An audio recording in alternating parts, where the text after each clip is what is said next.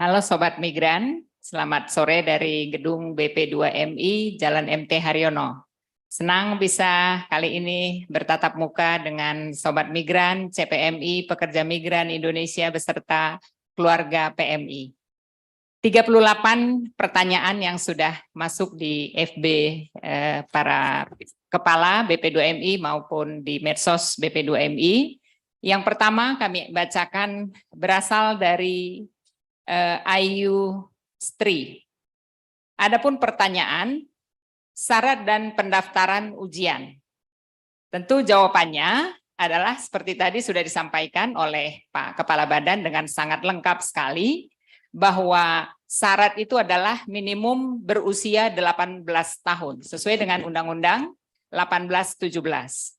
Dan pendaftaran itu akan kita umumkan di website bp2mi.go.id. Jadi teman-teman bisa melihat nanti pengumuman kami senantiasa boleh melihat website bp2mi.go.id. Syarat lainnya adalah tentunya mendaftar di Sisco P2MI, kemudian nanti mengikuti verifikasi dokumen. Setelah lolos verifikasi dokumen, maka akan diadakan ujian EPS topik, seperti tadi 14 tahap yang sudah disampaikan oleh Kepala BP2MI. Selain ujian bahasa, EPS topik, juga ada ujian skill test. Bila di pengumuman Anda lulus, maka Anda berikutnya akan mengikuti lamaran online, dan selanjutnya juga seperti tahapan 14 tadi akan menunggu SLC, kemudian prelim, kemudian menunggu untuk turunnya CCVI, dan selanjutnya bisa terbang. Kemudian pertanyaan kedua dari Ajis 0822. Gimana cara daftarnya? Cara daftarnya adalah melalui website. Jadi nanti bisa login sendiri. Nanti di sana ada petunjuk, akan diklik untuk login. Dan nanti para sobat migran akan membuatkan akun tersendiri. Ya, jadi di akun Sisco P2MI dengan mengisi data diri serta dokumen yang dipersyaratkan. Kapan ada pendaftaran lagi? Dipertanyakan oleh Ajeng RKD 94. Nah, ini mohon ditunggu. Ya, tetapi yang jelas bahwa setiap tahun dibuka pendaftaran G2G ke Korea. Bisa di akhir tahun nanti atau bisa juga di awal tahun 2024. Kemudian pertanyaan keempat dari Hanet. Apa usia 35 tahun masih bisa ikutan? Sangat bisa. Karena rentang umur yang dipersyaratkan oleh HRDK Korea itu adalah 18 sampai 39 tahun. Clear ya? Kemudian apakah bisa buat lulusan SMA? Sangat bisa. Ya, sangat bisa. SMK, SMA, bahkan D3, S1, S2 silahkan, sangat diperbolehkan. Kemudian berikutnya lagi dari Margu Weritelu West. Kalau belum pernah kerja sebelumnya, bisa nggak kerja ke Korea? Sangat bisa, karena tidak mempersyaratkan pengalaman kerja. Lalu ada lagi pertanyaan dari Alfredo. Ada minimal tinggi badan nggak? Tidak ada. Ya, sekali lagi untuk tinggi badan tidak dipersyaratkan. Kemudian yang ke-8 datang dari Dena Aprilia. Apakah yang bertato dan bertindik bisa daftar program G2G ke Korea? Sejauh ini tidak ada larangan. Jadi boleh bertato, boleh juga tindik karena tidak dipersyaratkan oleh pihak HRD Korea. Kemudian yang ke-9 dari Daniel Barang. Pertanyaannya, jika patah tulang, apakah tetap bisa ikut program G2G ke Korea Selatan? Nah, kalau patah tulang, hasil MCU itu masuk kategori unfit to work. Ya, jadi itu masuk unfit to work, artinya adalah tidak bisa kalau patah tulang. 10 datang dari Evi Lan. Pertanyaannya, jika ada riwayat sakit pleuritis, apa masih bisa ikutan? Pleuritis juga termasuk kondisi yang menyebabkan hasil MCU-nya adalah unfit to work. Unfit to work. Ya, jadi tidak boleh bila ada yang mengalami penyakit pleuritis. Yang ke-11 dari Den Prastia. Pertanyaannya, apa buta warna parsial bisa ikut program G2G ke Korea Selatan? Untuk buta warna parsial maupun menyeluruh, ini tidak diperbolehkan untuk bekerja ke Korea Selatan. Artinya adalah unfit to work. Walaupun kita sebetulnya sudah mencoba menawar ya, negosiasi dengan pihak HRDK. Iya, walaupun BP2MI sudah pernah menawar, sudah berkirim surat kepada HRD Korea untuk meminta kebijakan terhadap buta warna ini. Tetapi sampai saat ini belum diizinkan oleh pihak HRD Korea. Mudah-mudahan suatu waktu nanti ada jawaban dari HRDK Korea. Berikutnya adalah 12. Itu datang dari 00 Da. Peluang buat wanita kerja di Korea Selatan berapa persen? Per tahunnya berapa banyak wanita yang bisa bekerja ke Korea Selatan? Kesempatan bekerja ke Korea Selatan bagi wanita memang terbuka, tetapi menurut data kami bahwa persentase pekerja migran wanita ke Korea itu hanya sekitar 2-3% saja. Kaum perempuan masih kecil untuk ke Korea. Ya, termasuk minat kaum perempuan juga masih kecil bekerja ke Korea. Ya. Sesungguhnya tidak dibatasi. Baik, Pak. Ya, jadi sesungguhnya tidak dibatasi, ya. Tetapi minat dari perempuan biasanya memang masih kecil dari tahun ke tahun. Kemudian ke-13 selanjutnya dari Aldi War, berapa biaya yang harus dikeluarkan untuk ikut G2G ke Korea Selatan? Jadi di awal itu adalah pada saat mendaftar ujian EPS topik itu adalah $28. Harga ini juga ditetapkan oleh HRDK sendiri, yang kalau kita kurskan ke rupiah itu sekitar Rp438.000. Kemudian biaya lainnya adalah biaya visa sebesar Rp1.164.000 saat ini. Kemudian biaya MCU pertama itu di awal saat verifikasi dokumen itu kita minta, itu adalah hanya surat keterangan sehat yang sebenarnya mungkin di puskesmas itu beragam-ragam, ada yang 15.000, ada yang 25.000, mungkin ada yang 50.000. Cukup dari puskesmas atau klinik. Kemudian biaya MCU2 itu adalah nanti setelah turun SLC, dipanggil saat pemberkasan. Itu sebesar 850.000. Ya, sekali lagi teman-teman, 850.000 di semua rumah sakit itu harganya sama karena sudah ditetapkan oleh Kementerian Kesehatan. Kemudian biaya tiket pesawat, ya itu range-nya adalah sekitar Rp7.400.000 sampai Rp7.600.000. Jadi ini tergantung maskapainya. Kalau Garuda 7,4 juta, kalau Korean atau Asiana ini adalah 7,6. Kemudian BPJS Ketenagakerjaan itu adalah untuk pra 37.500, kemudian untuk massa dan purna adalah 494.500. Ini adalah komponen-komponen biaya yang diperlukan, yang jika dijumlahkan mungkin ini adalah hanya sekitar 13-an juta, ya, sekitar 13 atau kurang dari 13 juta.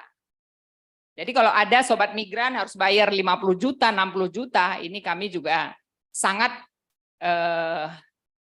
tidak setuju, ya. Ini harus clear di sobat migran bahwa di luar itu tidak ada biaya. Yang tadi kami sampaikan, hanya itu, tidak ada ucapan-ucapan terima kasih karena yang membantu sobat migran adalah sobat migran sendiri, tidak ada bantuan dari manapun. Ini yang kami perlu, ya, atas kemampuan diri sendiri sobat migran ataupun CPMI Korea. BP2MI juga tidak, ya, apalagi pihak-pihak lain.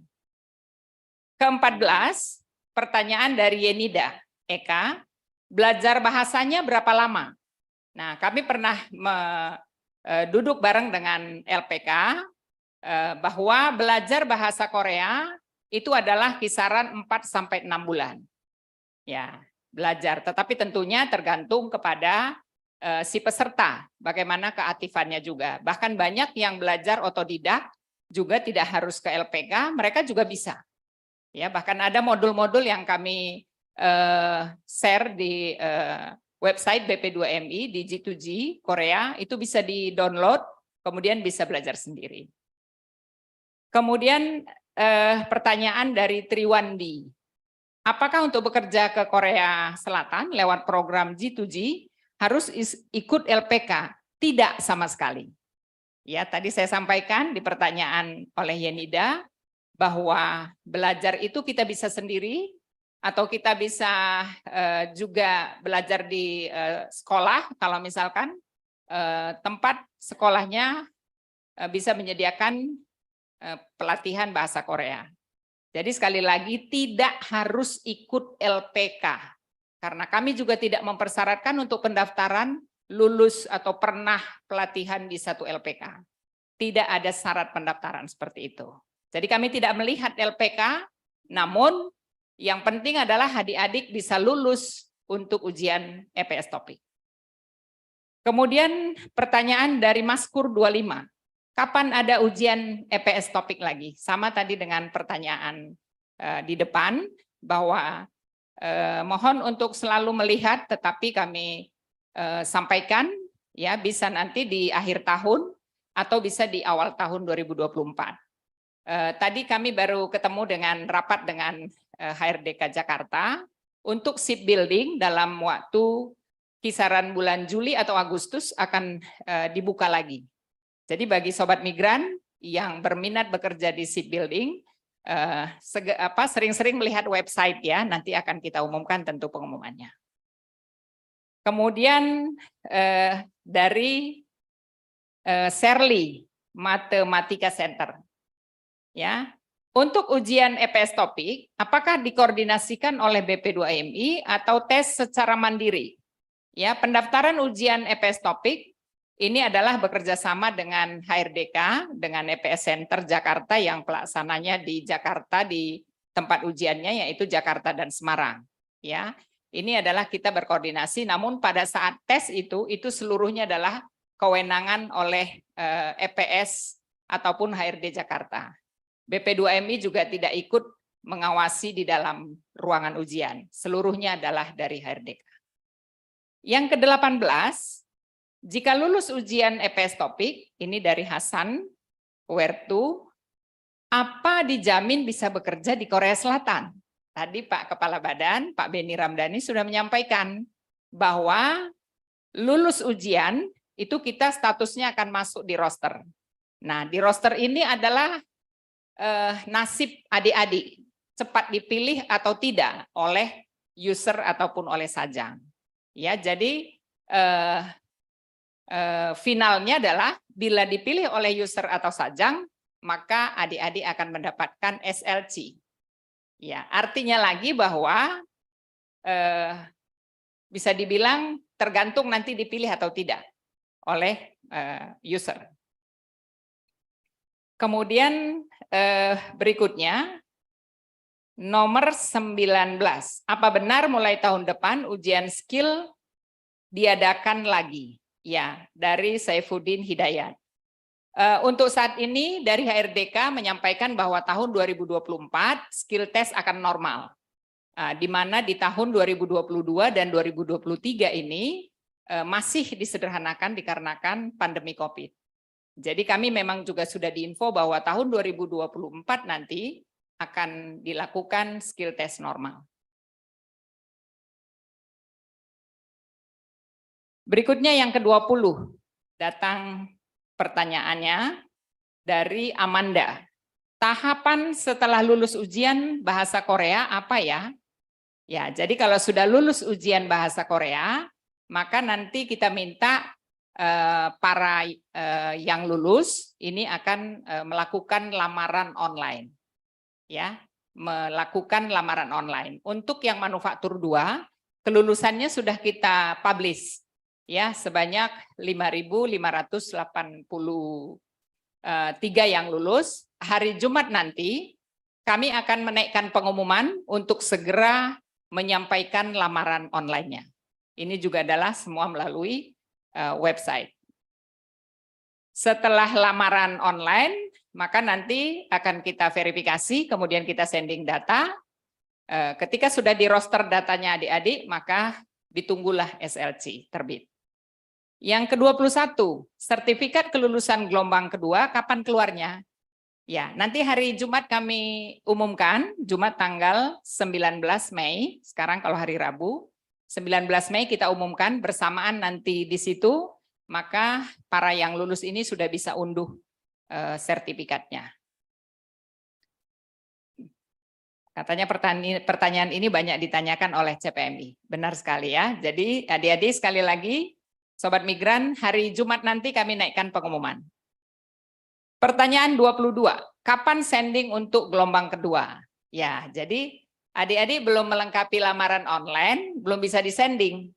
Jadi nanti kirim dulu lamaran online-nya, kemudian kami verifikasi dulu. Jangan sampai dokumen-dokumen yang dikirim itu burem. Ya, tidak sesuai dengan yang dipersyaratkan oleh HRDK. Ketika verifikasinya sudah valid, maka segera kita sending ke HRDK Korea dan masuk dalam roster. Kemudian 23, kapan ID PMI keluar untuk gelombang kedua? Nah, ini nanti pada saat lamaran online, maka nanti adik-adik ataupun yang lulus ini adalah mengurus paspor. Nanti tentunya disinilah keluar ID-nya. Ya. Mohon ditunggu, tapi tanggal Jumat kami akan keluarkan pengumuman. 24, lulusan bulan Desember 2019, apakah sertifikatnya masih aktif? Ini ditanyakan oleh Triantok. Ya, silahkan dapat dilihat pada sertifikat karena sudah tertera masa berlakunya. Masa berlaku ujian EPS topik itu adalah sertifikat itu adalah 2 tahun. Pada tahun 2023, BP2MI telah bertemu dengan Vice President HRD Korea, di mana dalam pertemuan tersebut, Kepala BP2MI telah meminta kepada HRD Korea untuk meminta PMI yang telah lulus tahun 2009 agar segera diterbitkan SLC-nya. Jadi, ya Pak Kepala Badan sudah meminta langsung kepada Presiden Direktur HRD agar lulusan tahun 19 itu bisa diprioritaskan. Khusus untuk ini surat yang pernah kita kirim itu diminta tayangkan aja. Surat yang kita minta, ya. Supaya teman-teman CPMI yakin bahwa kita serius dan tidak hanya lisan dalam rapat, kita sudah mengirimkan. Nanti dibuka suratnya tayangkan. Yang ditanda tangan Pak Kepala Badan. Berikutnya adalah nomor 25, pertanyaan dari Nori 26. Apakah sertifikat yang sudah berakhir masa aktifnya masih bisa dapat SLC? Bisa jika roster masih aktif, ya.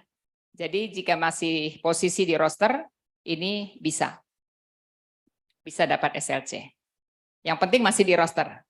26, saya lulusan tahun 2021. Apakah ada kemungkinan data tertumpuk dengan yang baru sehingga belum mendapatkan SLC?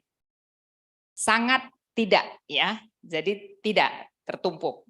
Ya, keputusan untuk mendapatkan SLC merupakan keputusan dari pemberi kerja atau user atau sajang. Jadi SLC belum dapat karena belum dipilih oleh user. Tetapi jangan ragu bahwa di sana tertumpuk-tumpuk, ya, seperti kita menyimpan dokumen, tidak seperti itu. Kemudian 27, ini adalah pertanyaan dari Yusuf Bagustian. Kapan SLC turun? Nah, kembali lagi. Kalau sudah dipilih oleh user atau sajang, maka SLC akan turun. Ya, ini pertanyaan memang yang sering disampaikan karena kami sangat memahami bahwa para CPMI sangat menginginkan semuanya bisa cepat berangkat. Mungkin banyak berdoa kali ya supaya cepat SLC-nya turun. Karena kalau minta bantuan ke BP2MI juga agar cepat SLC turun, BP2MI juga tidak berdaya. Apalagi kalau minta ke, bukan kewenangan, maaf, bukan kewenangan kami ralat, bukan kewenangan BP2MI, tetapi ini adalah mutlak dari user ataupun dari sajang. Kemudian 28, jadwal penerbangan kapan diumumkan? Minimum. Jadwal penerbangan diumumkan setelah BP2MI memperoleh name tag dari HRDK Korea dan diumumkan melalui website resmi BP2MI. Biasanya minimum 5 hari, rata-rata 7 hari sebelum penerbangan kita sudah umumkan pengumumannya untuk penerbangan. Memanggil siapa yang terbang untuk setiap minggunya. Nomor 29, kapan jadwal preliminary education akan keluar? Ini pertanyaan dari Bejo Waras Selamat. Jadwal prelim akan keluar setelah memperoleh SLC. Ya, jadwal prelim itu setelah turun SLC kita panggil untuk prelim. 30 datang dari Rini, kenapa visaku belum apply? Pemberkasan 27 April dan CCVI sudah terbit di 24 April. Mohon menyertakan data detail agar dapat dilakukan pengecekan. Secara umum apabila CCVI sudah terbit, maka BP2MI akan mengajukan segera visa pada kesempatan pertama dengan catatan dokumen persyaratan telah lengkap. Ini Mbak Rini nanti boleh menghubungi kami di WA. Tolong hubungi tim kami ya, bisa segera. Kami siap untuk bisa ditanyakan. Nomor 31, UMR di Korea tahun 2023 berapa? UMR di Korea itu adalah 2.010.580 won. Kalau dikurskan sekitar 23.700.000 rupiah. 32, kenapa pendaftaran G2G ke Korea cuma ada setiap setahun 1 kali saja? Ini pertanyaan dari Enliu 167. Pendaftaran program G2G Korea Selatan bergantung pada kebutuhan dari HRD Korea. Jadi bisa lebih sekali setahun juga pernah kejadian.